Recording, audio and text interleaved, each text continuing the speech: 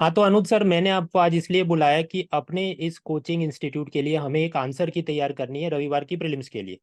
और उसके मैं आपको जो इंस्ट्रक्शन दूँ इस हिसाब से काम होना चाहिए। तो सबसे पहली बात यह है कि जो भी आंसर की बने उसमें साफ साफ दिखाना है कि 100 में से 90 क्वेश्चन सिर्फ और सिर्फ हमारे मटेरियल से ही आए थे और कहीं से नहीं आए थे। सर ये थोड़ा ज्यादा नहीं हो जाएगा? 100 में से 90 क्वेश्चंस हम हमारे बता रहे हैं, हमारे मटेरियल में से आए। 100 में से 90 क्वेश्चन बताएंगे तो बच्चा बहुत खिल्ली उड़ाएगा सर।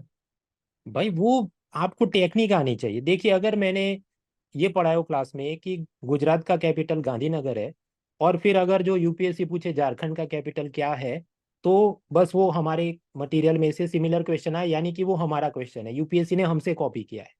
आप उस हिसाब से ही करेंगे। सर लेकिन ये तो प्योरली अनएथिकल है। मतलब उसने पूछा है गुजरात की कैपिटल, उसने पूछा है झारखंड की कैपिटल, हम बोल रहे हैं हमने गुजरात की कैपिटल पढ़ाया। तो ये क्वेश्चन हमारे में से मैच कहाँ हुआ सर? देखिए, आप इस कोचिंग इंस्टीट्यूट के एम्प्लॉई हैं, मैं इसका मालिक हूँ, तो जो मैं कहूँ उस हिसाब से करना है। आप खुद की सब एथिक्स इधर मत लेके आओ। तो 90% क्वेश्चन हमारे मटेरियल से आए थे, ऐसा आपने साबित करना है। तो सर 100% ही बोल देते ना, फिर 90 भी क्यों बोले? नहीं, 90 तो मतलब थोड़ा रीजनेबल भी तो लगना चाहिए। बाकी 10% में हम क्या बोलेंगे कि वो जो बाकी 10% अतरंगी आए, तो वो तो बच्चे को सपना आ जाना चाहिए था कि वहीं से पूछे जाने वाला है, और यूपीएससी उसका आईक्यू नहीं ईक्यू टेस्ट कर रहा है, ऐसा हम बोल देंगे। ये तो टोटली गलत है। मतलब मुझे तो समझ में नहीं आ रहा।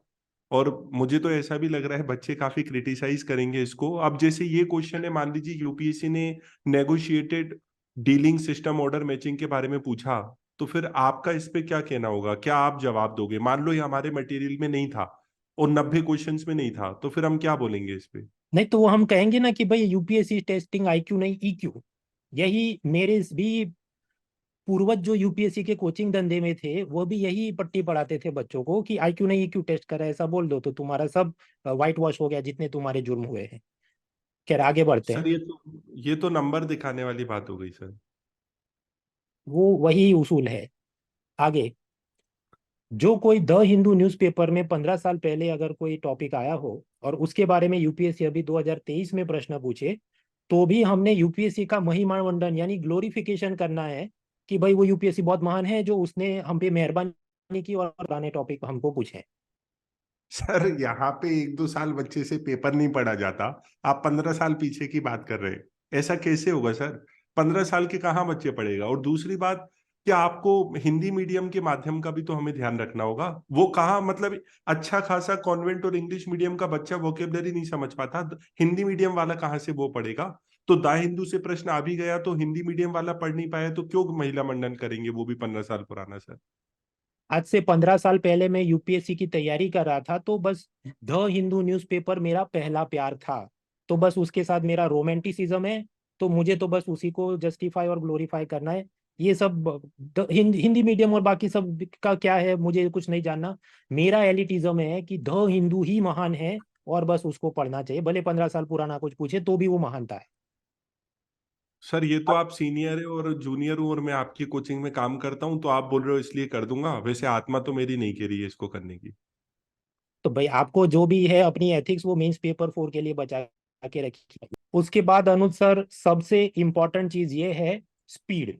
हमारी आंसर की बाकी सभी कोचिंग इंस्टीट्यूट से सबसे पहले सबसे तेज आनी चाहिए, तभी सबसे ज्यादा पेज मिलेंगे। मुझे फर्क नहीं पड़ता 0% एक्यूरेसी हो, सारे जवाब गलत हो जाए, कोई फर्क नहीं पड़ता। पहली आंसर की हमारी होनी चाहिए। सर इंडस्ट्री में रह के इंडस्ट्री के लोगों से ही कुछ सीखना चाहिए हमें, और ऐसी गलती नहीं करना चाहिए। बड़ा नाम खराब होगा सर।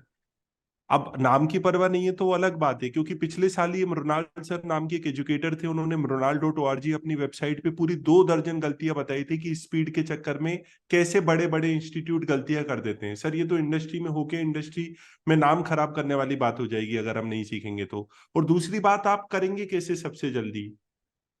देखिए, पहली बात तो ये है कि ये सही है कि पिछले साल जो यूपीएससी का प्रश्न पत्र आया था बहुत टफ था, और हमारी आंसर की में 2 दर्जन गलती भी थी।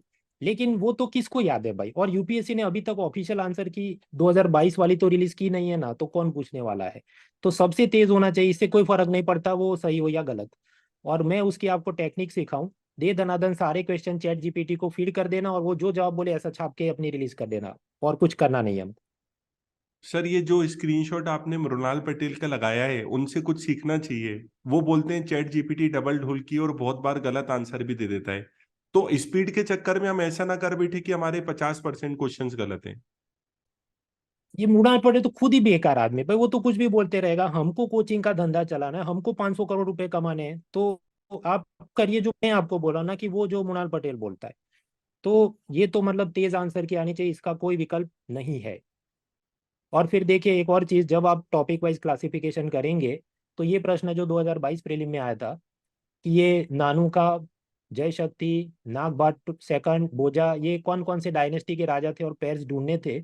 ऐसा चाहे कितना भी डिफिकल्ट क्वेश्चन क्यों ना हो, इसको इजी में ही क्लासिफाई करना है। ऐसा क्यों करना चाहते हैं आप सर? ये तो डिफिकल्ट क्वेश्चन है। इसको आप क्या, आपका उद्देश्य क्या है इसको इजी रखने के पीछे का?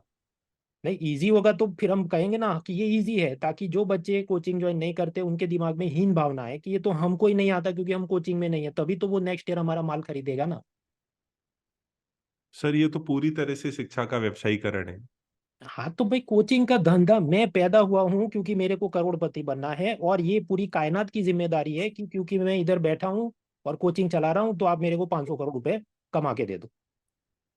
और आखिर में, कि ये जो कोचिंग क्लास की ये जो हम आंसर की बनाएंगे, तो उसमें बीच बीच में मार्केटिंग करनी है, और सिर्फ 3 ऑप्शनल की मार्केटिंग होनी चाहिए: पॉलिटिकल साइंस, सोशियोलॉजी और हिंदी लिटरेचर, और कोई ऑप्शनल सब्जेक्ट का नाम नहीं लेना है।